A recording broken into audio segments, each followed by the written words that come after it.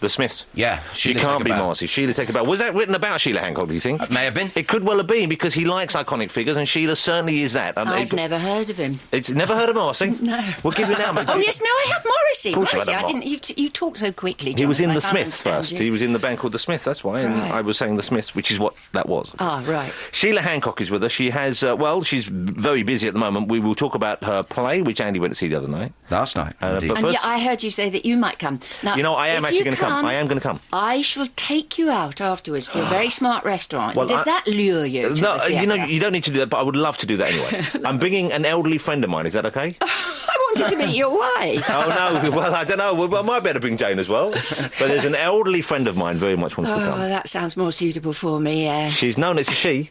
Oh, it's a she? She's in her 80s and she loves a bit of theatre. And I said, I'll take you out to the theatre.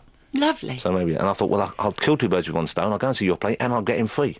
And I shall take you out afterwards. Well, let's definitely do that. Let's definitely do that. I would love to do that. And Andy, you enjoyed the play? Oh, it's fantastic, yeah. Now, give me an idea in advance what I'm letting myself in for. How long? Well, the first half is 45 minutes, but Perfect, it absolutely flew by. Good. I actually looked at my watch and went, my God, when the house lights went up. And the first half is traditionally longer than the second half, isn't it? Well, in our case, it isn't, actually, Oh. but you can bear it. I mean, not I much more. sympathise with you, Jonathan. I prefer one act and then off to supper. That's it. That's what I you know, want. I I've seen can't enough. bear long plays. You know I what? do go very fast. I try to get you out quickly. I'm thinking of just going to rehearsals. I'll double the speed the night No, you're don't in. do that. I'm sure. Do you still enjoy being on stage? Do you actually enjoy the acting process? I'm enjoying this usually. I really am. I mean, I suddenly got a thing about, I've always been a bit snooty about funny things, doing funny things and being a comic and comedian. And suddenly, because I've had a bit of a rough time recently, I've really valued people who make me laugh. And I'm really glad that people are coming out and saying, oh, that was good. I really had a laugh. Why did you used to sort of be funny about it? Did you think it was because it's less kind of intelligent and less kind of worthwhile? It's a kind of snooty theatre thing, unless you do the classics, unless you're reviewed by the posh critics very seriously, then you're not absolutely taken seriously. I mean, if you think of actresses like Dora Bryan and sort of some of the old ones like that, Beryl Reid, who are actually fine actors. A brilliant actor, And yet when they did something, like when Beryl did Sister George, everybody went, oh, my goodness gracious, she can act. Yeah. She was acting all the time when she was doing comedy. I suppose it's because they'd seen a lot of the kind of, not crasser, but the kind of more simple-minded fare. As have I. Of course. Your I. TV career up to a certain point was seen as very kind of lightweight, really. That's right. But I suppose, was that a conscious decision in terms of weighing up the choice? Or? No, I just work to earn my money. Yeah, I'm a working actress. I haven't got highfalutin ideas. But you've worked solidly, haven't you? You were quite one of those rare cases of someone. I don't think your career never really took a dip once you were established, did it? No, it hasn't. I've kept going. I've done some pretty odd things in my time, but I think because I've kept coming out of different holes. I've done musicals, I've done straight, I have done the National Theatre and the RSC, I've directed, I've done lots of different things. So nobody could quite categorise me, so therefore I fitted into a lot of slots. Oh. And that was deliberate in a way, because I am a working actress, as was John. We had a family, we had to support them. So, when people say, what part would you like to play? I say, well, anything. Whatever's coming up next that will pay me. And also, I suppose, in a way, having that attitude, it means you are open to many more things. I mean, you mentioned John then, and in your book, The Two of Us, there's a period where he's kind of, I think, slightly obsessed about seeing the Sondheim musical, Sweeney Todd. He goes on a regular basis to see you in that. Yeah. And you sense in him the desire that he would maybe like to try a musical, but he's almost reluctant to admit it, and he's almost reluctant to... do you think he was just sort of scared of saying he wanted to do something lightweight, or whether he would not be up to the task? I think he was scared, but also I don't think people would have thought of offering it him. Yeah. I mean, sadly, the very last thing he did in his life was we did a musical version of Peter Pan at the Festival Hall for a broadcast. Yeah. And he was brilliant, absolutely brilliant. I mean, he'd been sitting listening to tapes of musicals for ages. He loved musicals. Yeah. And Sweeney Todd used to come night after night, and Annie, because he just loved the thing of the orchestra and all that sort of thing. I love musicals as well. Often when I go to see them, I don't enjoy them as much as I like them on film. I think I just react to film better. But when you hear a band playing live, when you hear people singing in a really good belting number, there's nothing like it, is there? Yeah, I've got to persuade you that, Jonathan, theatre is really very exciting if it's good, That kind of... Don't you agree? Yeah, definitely. I mean, that show that we do, it's partly an audience uniting. I mean, it's about hating this woman and then being on the side of the children. This is the character you play, the really tough cookie, the mother, the and it's a kind of tussle. And that doesn't work unless you've got an audience around you thinking the same. But I'm always aware that the actors are people playing roles when I see Are you? theatre. Yeah, and it's no reflection on the performance. I'm just kind of aware of it. Well, why aren't you on film? Because film, it's kind of, there's music and sets and costumes, and it's a different world, and it's like and they're not actually there. Well, I'm going to try and persuade you. Well, let's work on that. It's a nice challenge for you for this year, and it's something for me to look forward to. There'll be no losers, no matter how it turns out. No. Okay. No. I, as I said earlier, I genuinely so loved the book. I didn't think I necessarily would, but I think it's a brilliant accomplishment. I really do. Thank you. And I think you're tremendous right. The structure is, in particular, one of the things that I loved about it. Because often when you read books which are based on people's lives or draw from their lives, you're either starting at the beginning, the interesting period of success and working backwards, or you're starting in the dull period, I was born and poverty and did all this. But here, very cleverly, you splice the two together. Well, that was one of the reasons I did it, because I loathe things that say, I was born on such as that, because you think, oh, God, let's skip to the bit when I knew what they were doing. You want to go to the fun bit, where the photos begin. But also, I desperately wanted to be honest about what it was like to lose somebody and how you try to struggle through all that. And I thought, well, the way to do that is to use my diaries. I mean, I slightly culled them because they were libelous, and also because they were a bit rawly written. But I kept them as raw as I possibly could, because I wanted that thread to be real, whereas I wanted to write the rest as well as I could, as well as my education allowed I me. think you have a great style. I'd love to see, I don't know whether you've ever thought about doing a novel or writing more, but I think you've got a tremendous style. I found it so readable. I was even reading bits out to my wife and saying, listen to this bit, and isn't this beautiful, and isn't this moving? It was really, at one stage I almost cried last night. Yeah, nothing to do with the book, I just caught something. The sheet was wrapped around my ankle. My toenail was caught in the... Oh, God, we're going to hear about No, your sex really, life now. no, although, how long you go? There are also some fabulous photographs in the book as well. Yeah, they're nice, aren't they? They're all really ones that lovely. haven't been seen before. I like the working photos. I managed to get photos of John sizing up a shot and how he approached his job, and I think they're lovely. I like those. And there's some wonderful photographs of you as well. But a picture there of John Thaw at RADA.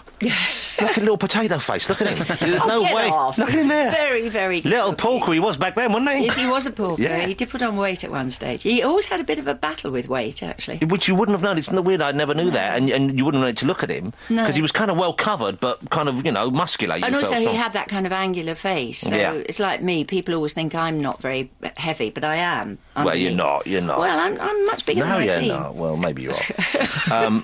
But some lovely, really great photographs. I can't recommend the book highly enough. I so enjoyed it. And you're right, it does deal with grief. It deals with loss in a way which often you don't see. I mean, it's something which people are reluctant to talk about. Yeah. It's and difficult also, to deal with, I'm sure. what is amazing is the reaction to it. I wrote a book because I wanted to write a good biography about John, because I just kind of wanted to mark his existence. Because you know what it's like. They forget about you. They'll forget about you, Jonathan. They've forgotten already. Everyone's forgotten. Even like the biggest stars in the world. It's one of the things I was reading in the book and thinking, you think about the great stars of this. Think about people like John Gilbert. Yeah. No one knows who John Gilbert is today. He was huge news. Yeah, and Rudolph Valentino even. Absolutely. People passing film out. people slightly less because you've got the old celluloid and TV, you have revival boom, things. gone.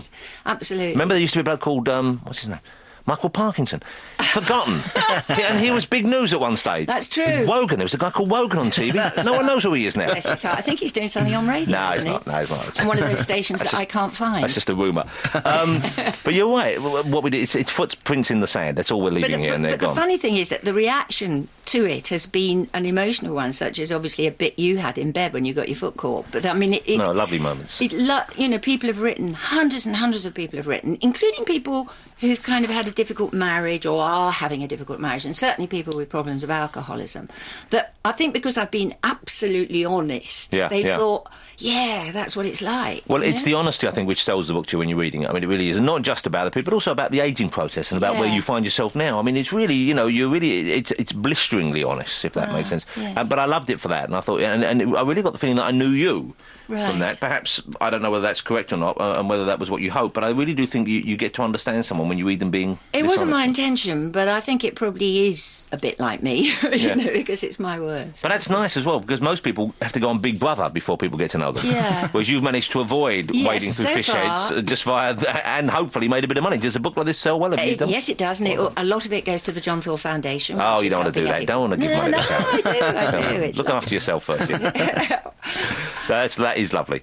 And the John Thaw Foundation, obviously founded with John in mind. Did he know before he died that you were going to... Yes, he did. He set up a charity himself, and we kind of pursued it and made it broader. It's about young people, whereas it was a kind of broad thing to begin with. But now it's fine down to helping young people who need a bit of a kick up the arse, you know.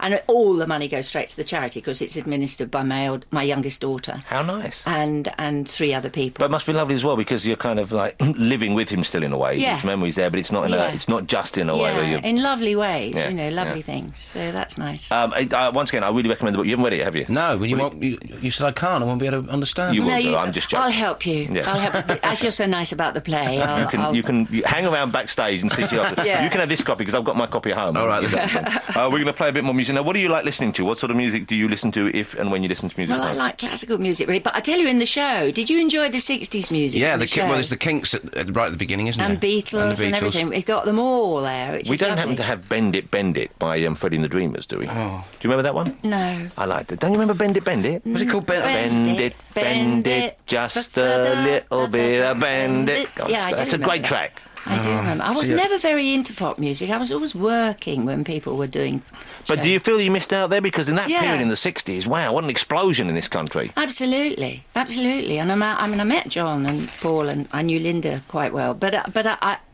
I was always doing weekly rep. Yeah, so and, I was rehearsing one play during the day and working at night. I didn't have time to listen to I tell you what I love, mentioning I love the stories and just the recollections in your book about the early days of finding an agent. And was it Muriel, the agent? I can't remember. Miriam, the agent. And the way you describe her and the actors huddling around the old bar fire outside, and you think... I don't think that kind of world exists anymore. It's not quite the same. You didn't have to walk up and down Charing Cross Road knocking on agents' doors like you do now. I mean, I don't think they do that anymore. You still have general auditions. You still have cattle markets. But it isn't quite... The kind of... I don't know whether it's just because there's a veil of time between then and now, but certainly it feels romantic. It feels... Is it? Yeah, Didn't at the time. Yeah, it probably didn't, but I really didn't think, this is great.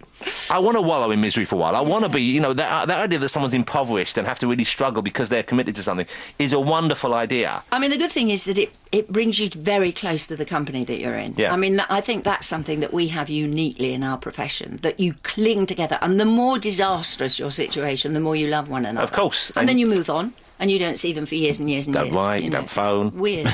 I love it. Who's the guy who was in the Italian Job, was mentioned in the book, the gay fella? Oh, Tony Beckley. Well, that's a great recollection there. Gay Tony, he played in the Italian Job, yes, didn't he? he did. And it's so fascinating reading about the period, of course, because back then, if one was a homosexual, you had to keep it pretty much under your...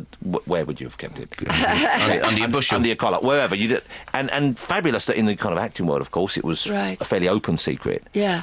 Once again, that seems all the more romantic because of that. Yes. I'm sure it was hell to live through if you Well, as I report, one member of our company committed suicide because he was caught in Portsmouth doing something naughty. And you can't believe nowadays. It's incomprehensible. We have moved on. I mean, that's what I found reading the book. Here I am, I'm 71. And suddenly looking back at my life, the changes. Yeah. And I really wanted to put that kind of social background what a period in. you lived through there. I can't imagine we have such changes ahead of us, really. I mean, unless we can... Oh, we have, darling. What? Do you think so? Oh, yeah. What we're facing and confronting. What, you mean globally? Yeah. Yeah, but in terms of, society here within the UK... Well, it's changed with, the binge drinking thing. There's all sorts of funny things going on. Yeah, life changes all the time. You see what we have here? We have perspective. See, Sheila has perspective. We're too close to it, or we can't see it. Yeah. Sheila has wisdom. Well, I know you don't like to hear that, and you don't believe it yourself, but you do. OK, what are we going to play? I can't find Freddie and the Dreamers. Not on there. You've let me down, you've let Sheila down, you've let all... Freddie and the Dreamer, Freddie McGarrick is listening at home, he thought we were going to play it. But Sheila's play opens with the Kinks. You really got me, so I thought this would do, wouldn't it? Lovely. Well, I'll listen to that.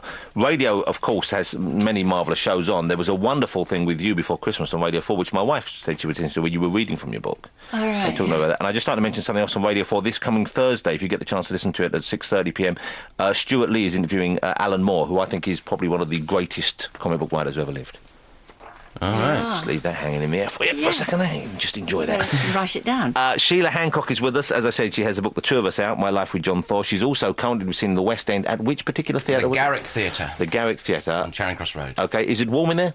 Yeah. Good, so you don't need to bring a blanket? Or? No, you don't need to bring a blanket. Right. And there are boxes, so you could probably go in a box. You've got that sort of status, haven't you? Oh, wouldn't that be gloves on a box? Yeah. Could I wave wave a white people? glove. You'd have plenty of room in there, you see, because you're worried about having room, aren't you? Also, I could have a little lie down if my back goes.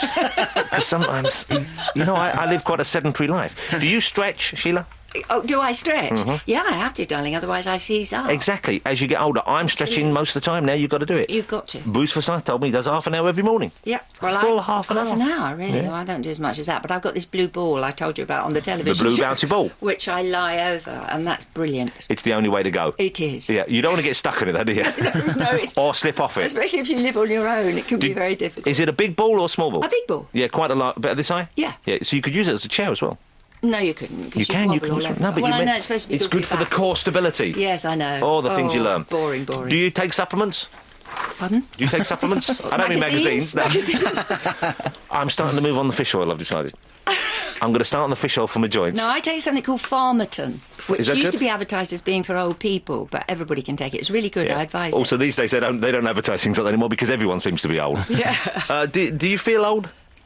Sometimes I do, when I've got two shows ahead of me, like I have now. So physically you feel it sometimes? No, I feel I have to move about a bit more than I used to. I think I would seize up if I sat down and didn't work. Yeah. But I've always felt old. But you so don't strike one as being someone in the 70s. You really do not. Well, I suppose. I mean, not just in outlook, but in energy as well. Just occasionally when I'm on my own and I droop a bit, you know, Yeah. when I feel a bit sad. Well, Sir Ian McKellen, who I know you were friendly with over the years, Yeah. I asked him a similar question once. I said, you do seem to have such energy. And he said, well, the secret is to pretend you have energy when you first walk into a room. So burst in and go, hello, everyone, here we are, let's go. Even so, you're thinking, oh, I want to lie down.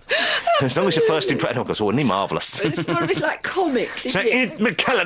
All the comics I've known, like Kenny Williams and Frankie Howard and Eric Morecambe even, they did this amazing act. You would see them light up directly somebody came in that they had to perform for. And then when they'd gone out, they would die. Little husk. And their little faces, they've all got these faces that kind of go into sort of bulldog sadness. Well, they were all quite, in a way, I don't mean this in an odd way, but quite grotesque. Yeah. Really. I mean, Yeah. Frankie Howard, they were like grotesque characters from, like, who was that artist? Rowlandson. You know, Yeah. they looked like sketches from that period That's almost. right. Like really kind of horrible-looking, weird faces. Frankie occasionally looked like a Russian politician, though, didn't he? Brezhnev. Yes. Am I alone? I miss Brezhnev. I miss Brezhnev. You knew where you were with Brezhnev. You did. You knew where you were with Franco. You didn't necessarily like it, but you No. knew where you were. Absolutely. All right. Do you miss the comedians, those fellas from that period? I mean, were they, friends of yours? Were they close They people? were friends of mine, yes. I loved them. They were very complex and very colourful, and one was very lucky to have their friendship. I mean, Frank was very odd because he was always analysing you. He was deep into rather bad psychology. You know, he got it wrong all the time. And he would say, yeah, well, your problem, Sheila, is that you're lacking in love. No, Frank, no. You know, I mean, and he loved it. And he loved it if you were in distress. Oh, that's fantastic. And Kenneth had this terrible thing, which I've used in this play, actually, and I've mentioned it. He had this thing that if people were weak, he would get more and more vicious. You know, he couldn't... When I first worked with him, I did a review with him, and I was scared stiff of him because he was a big star, and I was very lucky to be playing that role. And he didn't speak to me because I was absolutely terrified. And then one night on stage, he started ad-libbing, and I'd had enough, so I started ad-libbing. It was a sketch where he had to say, the war clouds are looming. And he started, the war clouds are looming. They're looming over the horizon. And I thought, back of this. And I joined in. Yeah. They're looming, blooming, great war clouds are looming. And we went on for about 10 minutes.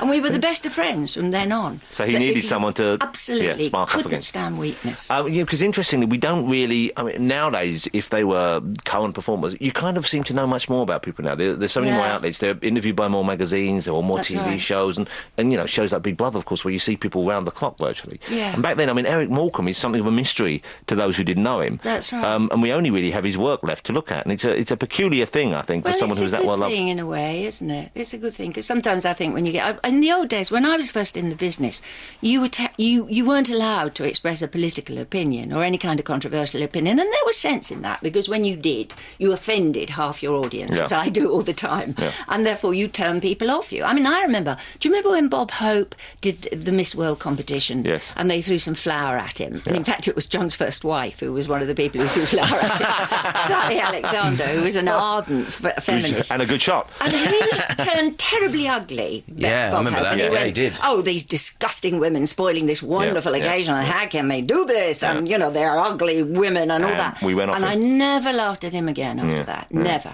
Well, maybe at him, just not with him. Yeah. Yeah, Exactly. and it is weird, isn't it? Yeah, you so in a have to way, be it's careful. quite a good thing. Although it's fascinating finding out about these people. Well, nowadays you have to. Well, Kenneth Williams, of course, we have his somewhat edited but very frank and open diaries to remember him by. You mentioned that you'd somewhat cut your diaries for this because there was a degree of libel, perhaps, in some of them. Will we ever see the unexpurgated No. diaries published? I burnt them. I burnt all my diaries. Oh, that's right, you burned. Well, it sort of didn't they smoulder out though when you tried? Yes, to burn they them? didn't. They didn't go out properly. But I mean, one of the reasons I did that was when I look back in my diaries, I've used them, which is why I think they're touching people. Is I use them to pour out my black side, my worst thoughts.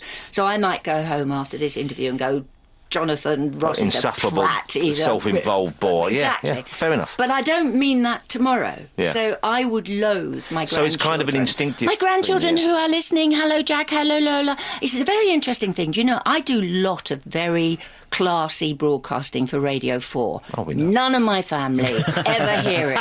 I tell them I'm doing Jonathan Ross. They're all sitting by the radio listening. Oh, dear. I can't believe it. They phoned me this morning and said, what time you on? What time you on? You know, that doesn't show any of us in a good light, does it? No, well, it doesn't show my family in a good light. Well, hello to all of Sheila's lovely family at home. So how many grandkids do you have? I've got 5. Wow. I've got 5, a new one, and he's listening as well, Charlie John, but he won't know because he's only 8 weeks. 8 weeks old. Is he a handsome little fella? Well, yes. You can't really tell, can you? No, you can't. How big was he when he was born?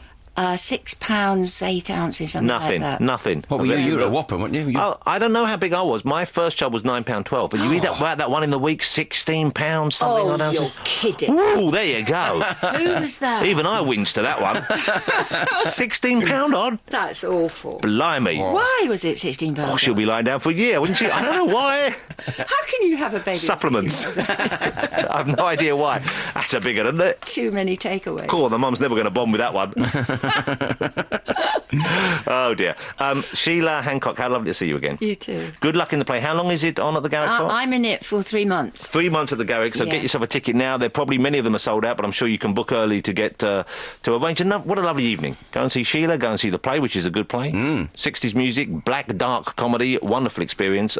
Buy yourself a copy of the book. If you hang around outside, she might even sign it for you. Yes, indeed. Sheila, have a lovely weekend. Are you doing a matinee today as well? Yeah, I got a matinee in the Oi! Well, Yeah. good luck with that. Yeah. Yeah, we'll be thinking of it. Sheila Hancock, ladies and gentlemen, is leaving the building. Thank you. Bye.